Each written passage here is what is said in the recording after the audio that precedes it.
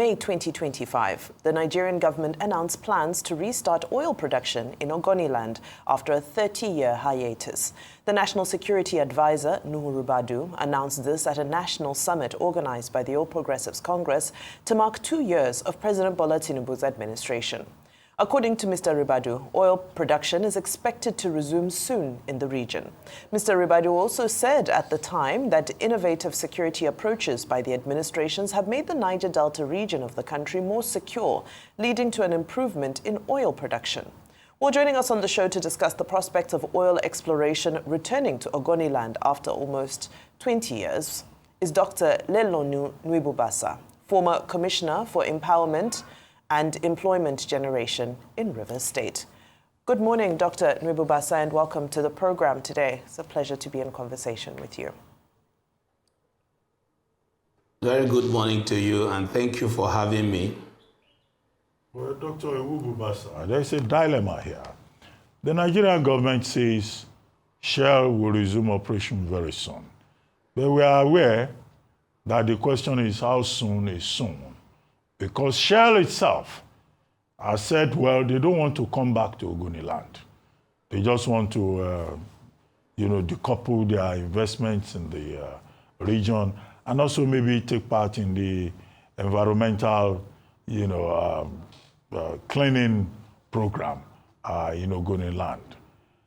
Members of the community, Ogoni leaders of thought, at home and diaspora, are also saying we don't want Shell back in this environment. Let them stay with the arrangement they have with NNPCL, after handing over the assets to NNPCL. So what is next? What is the state of play? Who is insisting that Shell must come back when the people themselves say they don't want Shell?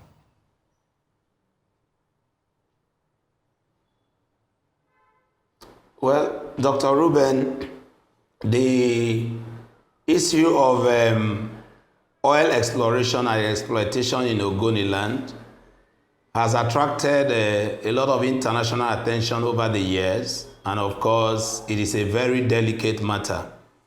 And the news or the announcement by the National Security Advisor that oil resumption will begin or start again in Ogoni is something that creates both fear and faith. Fear because the Ogonis have gone through a lot as a result of their natural resources, the fact that they couldn't even benefit, and yet the government of the military government descended heavily on Ogoni, leading to quite a lot of loss of life. And therefore, coming back for oil exploration, it is important that international protocols are followed for re-entry into Ogoniland. Like you have rightly said, there is an ongoing process of clean-up in Ogoniland as recommended by the United Nations Environmental Program, UNEP. And that program was initiated, of course, started by the late President Muhammadu Buhari. That process is still ongoing, and there has been no re-evaluation as to say this is how far this clean-up has gone. These are all issues that must be put into perspective even before talking about oil exploration in Ogoniland. As talking about Shell, the Ogoni people declare Shell a persona non grata. I don't even know if Shell is still in Nigeria. I heard that Renaissance has taken over the operations. And for some time, the license of Shell to the Ogoni oil blocks has been in contention. And so the exploration arm of the NNPC was to be holding that in trust. But the truth is, if you want to come back to Ogoniland to start oil exploration, you must engage with the people. And that process of engagement must lead to solid negotiation. And the people must understand what they stand to benefit about this return of the companies to exploit our oil, knowing that we are already suffering a fatal environmental degradation that has kept the people in the worst state. And so whatever that is coming, yes, we are interested in oil resumption, because that is a wealth, natural resources given to us by God, and this is under our water, under our houses, under the graves of our ancestors. And so if you must come to desecrate those graves, relocate people, pollute our waters and repollute again, there must be concrete understanding. As per the National Security Advisor, like you said, how soon is soon?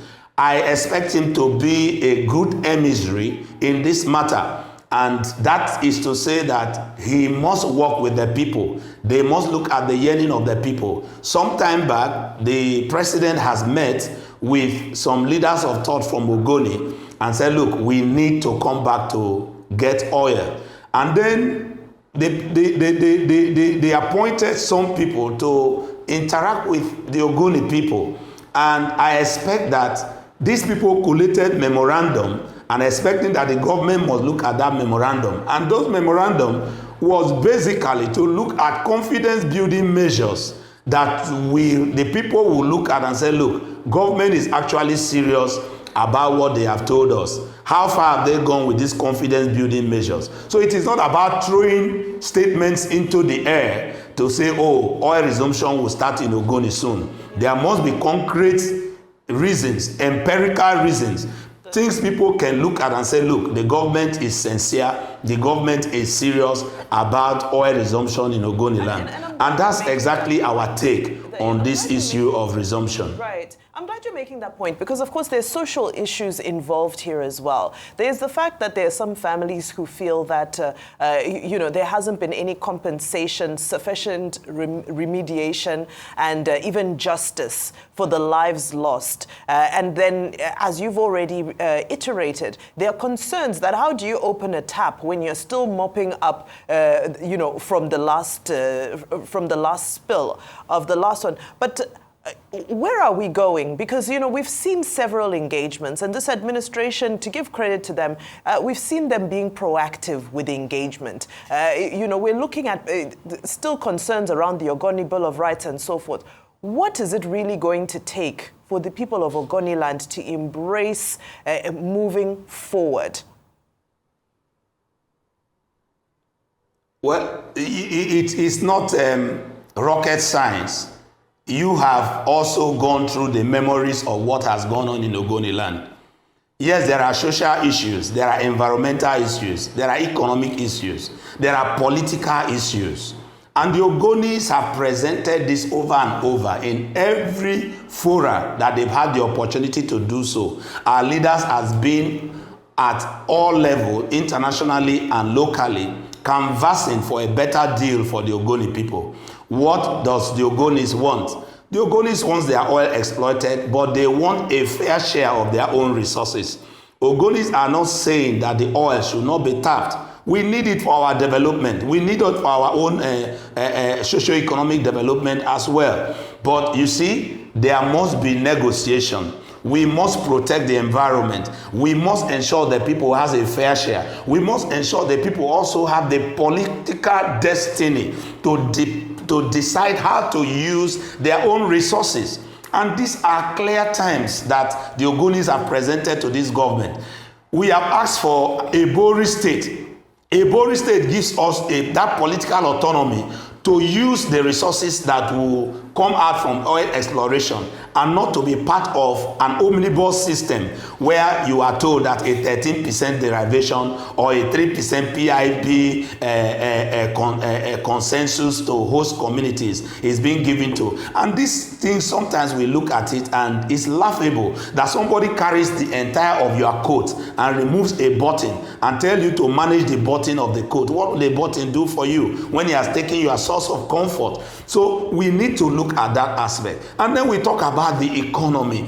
The Ogoni people suffers the worst economic situation. As at today, we don't have an industry running in the place. We have the refineries and the petrochemical industry. You can't find any Ogoni person at the echelon of administration in any of these facilities. And then even the road that leads into Ogoni, the east-west road, you are aware of it, from Port Harcourt Eleme Junction into the Ogoniland. The road is deplorable, it is unpassable, and just recently the Minister for Works said, oh, first phase of a road that is less than 20 kilometers. I don't know how you share a road that is less than 20 kilometers into phase 1 and phase 2 that it has been completed. These are things that the government needs to do to improve the economy in the place. I'm aware that in one of the meetings of our leaders with the federal government, they asked that the Ogoni people should bring names of people that can be employed into the NNPC. As at today, those names were submitted. That was the last that we heard of it. No Ogoni person has been employed into the NNPC as part of that confidence building measure.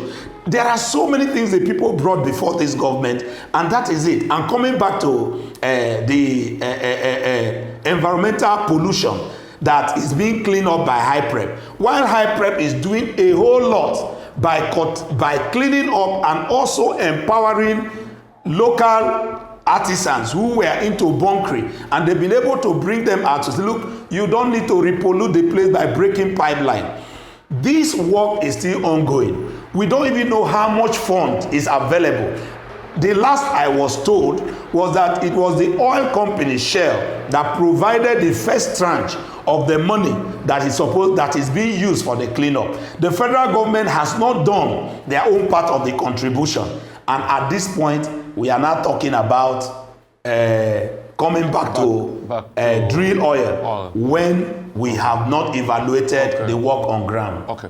Who told you that it was Shell that provided the money, not the federal government? It's not about who told me. No. The HyPrep was set up, and the governing.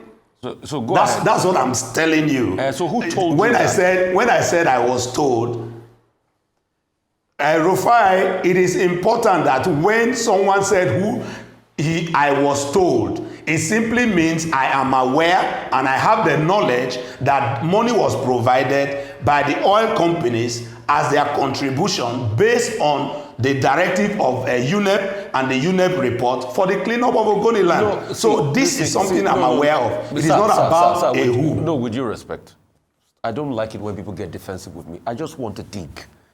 I'm saying who told you so that we can balance out the story. Because there are many stories out there as regards the HyPrep. I've also heard stories about wait, let me finish now. You will not let me finish. Okay, keep talking. No, you have your way, because you are not going to let me finish. Because what you said, HyPrep is doing a good job. I've also heard some people are complaining that a lot of this largesse by HyPrep does not get to them. I've also heard that they say, oh, government put an input in HyPrep. That's why I'm asking, who told you that government has not done anything, that it is only the, companies, only Shell that has put money down HyPrep? Secondly, if you also tell me, what's the percentage of even work done with HyPrep as we speak now, as regards the remediation and the cleanup? Okay, now getting back to answer your questions, Rufai, like I've said, we are part of the stakeholders that meet with HyPrep from time to time. And then apart from the governing council, the HyPrep has a board of trustee that is in custody of the monies used in the remediation project. And as at the last stakeholders meeting, I personally asked the board chairman, and that's Mike Mialagi, and because I was worried about the funding, and that I was worried that the funding, we are running out of funding, and there was an issue and speculation that HyPrep may not be able to achieve their mandate. And I was giving a response that the first $1 billion provided by Shell is still running, and that money has not finished. There was no mention of the federal government bringing their own counterpart funding. That's one. Secondly, people are complaining that all that is coming through high prep is not reaching the people. Now, high prep's work is multifaceted. Apart from environmental remediation, the social aspect and livelihood programs are key to restoring the confidence of the people. Like I will tell you, high prep may not have done all they could do, all they should do, and I'm not here speaking for them. And I also, as a person, apart from the areas when we meet in stakeholders and they talk about the areas that has been remediated, the recovery in the mangrove area, these are scientific areas that, as a professional, I may not be able to tell as a medical doctor what level that is. But what I can say is that work is ongoing and we can see people in different sites working. We can see water projects being commissioned, and we can see hospitals being reactivated and renovated. A couple of people have been trained in different areas as to ensure that we give back livelihood to the people. My question on those is, how sustainable is these livelihood programs? My question has always been on sustainability, not a one-off training. You give people take-off packages and there is no proper monitoring to ensure that these things are sustainable. So on the part of high prep, they are doing their best. Yes. Okay, look, all these stories. The basic thing is, Shell says they don't want to come back. Are there any guarantees that the communities, the Ogoni communities, will be friendly towards Shell, even if Shell decides otherwise?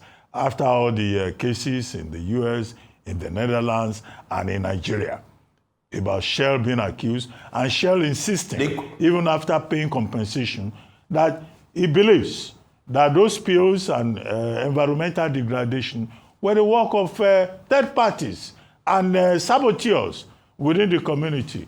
That has not changed. So what is the guarantee that after all these court cases and compensation being paid, that Shell will suddenly become a darling of the Ogoni communities? I don't see Shell becoming a darling of the Ogoni community. In the first place, is Shell the only company that has the technical know-how to drill oil? Are there no other companies in Nigeria that can drill oil in Ogoniland? Are there no experts in Ogoni that can come together and set up a company that will work with others to ensure that our oil is also tapped? And so I don't see where Shell becomes the all-in-all or in this. We are not even talking about Shell. We are not even talking about any other oil company. What we are talking about is, if the federal government is serious, you need to start coming together and bring the people into institutions that will exploit this oil. We have specialists and experts everywhere, in Nigeria, in Ogoniland. And so talking about Shell, Shell is not the only company that can drill oil. Okay, so hang on a minute. You see, I deliberately asked that question and there was no point getting all defensive. Let me read this to you. SPDC joint venture involving Shell, Total, Ajip, and government-owned Nigerian National Petroleum Corporation has provided, underline the word government-owned, has provided $572 million to the organization named Hydrocarbon Pollution and Remediation Program, HYPREP, to be set up by the Nigerian government to remediate heavily polluted government and restore livelihoods, heavily polluted environments, and restore livelihoods and provide potable water for the people. SPDC joint venture, Shell, Total, Ajip, and the Nigerian government-owned NNPC. That was the reason why I asked you the question, that who told you that government had not put any money forward? Very briefly, Vimban? Just have a few seconds. If you have a final comment, just in 10 seconds, yeah. Hello? Please just go ahead. In one sentence, please, as our time is up. Please, Rufai, that statement also does not in any way justify the fact that government has provided money. Those are statements made. I know how much the IOCs, many of the times, cover up for the government. When we are talking about Nigeria, let me give you an instance. There is a Boni Bodo road that LNG wanted to take over. Go and check our budget. How much does government budget each year for the Boni Bodo road? But LNG has been funding it, even asking that they should, in a way, cut this from their remittances. So they could make such an omnibus statement because they don't want to put a blight on government. So it is not something that we can stay here and debate and say, oh, government has provided money. Okay. All right. And that's my point, and I stand on it. Okay. Thank you so much for clarifying that, Dr. Nwibubasa. Always good to be in conversation with you.